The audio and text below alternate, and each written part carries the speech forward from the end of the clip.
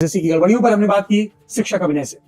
SSC इस तरीके की गलतियां पिछले 5-7 सालों में बहुत अलग अलग कर चुका है, लेकिन ये जो सेंटर की गलतियां आ रही हैं ये पिछले 1 साल में सबसे ज्यादा आई हैं। आपने खुद देखा होगा कि एसएससी फेज के पेपर में बच्चों के सेंटर्स तवेले में थे। यानी एसएससी अपना पेपर कराने के लिए जिन एजेंसियों को कॉन्ट्रैक्ट दे रही है वो कितनी तो उसमें ऐसी हैं जो कई बार राज्यों में ब्लैक लिस्टेड हुई हैं। यानी ऐसे लोगों के हाथ में बच्चों का भविष्य दे दिया जा रहा है जिनकी कोई क्रेडिबिलिटी नहीं है। तो अब आप बताइए उनसे क्या उम्मीद करें। इनको पता है कि 50% बच्चा एब्सेंट होता है, लेकिन इसका मतलब ये नहीं है कि आप 250 की सीट पे 500 बच्चों को बुला लेंगे। जरूरी नहीं है वो उस सेंटर से ही ऐसा हो।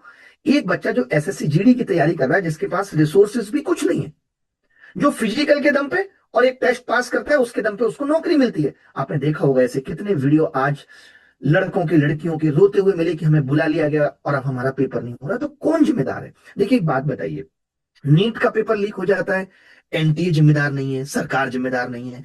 एसएससी में इतनी दिक्कतें हो रही हैं तो एसएससी का आयोग जिम्मेदार नहीं है, चेयरमैन जिम्मेदार नहीं है, डीओपीटी मिनिस्टर साहब जिम्मेदार नहीं है। तो आखिर ये जिम्मेदारियां हैं किसकी?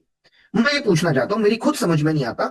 और ये जो चीजें हैं ये एक दिन में नहीं निकली हैं। आज आप देख रहे होंगे सोशल मीडिया से लेकर के टीवी मीडिया, हर तरफ paper leak, paper mismanagement, exam system में खराबी, सीबीएसई तक पे सवाल उठ गए। इससे ज्यादा बुरी बात क्या हो सकती है? क्योंकि हमने पिछले 10, 12, 15 सालों में इन सिस्टम के अंदर ऐसे खोखले लोग बिठा दिए जिसने सिस्टम को ही खोखला बना दिया।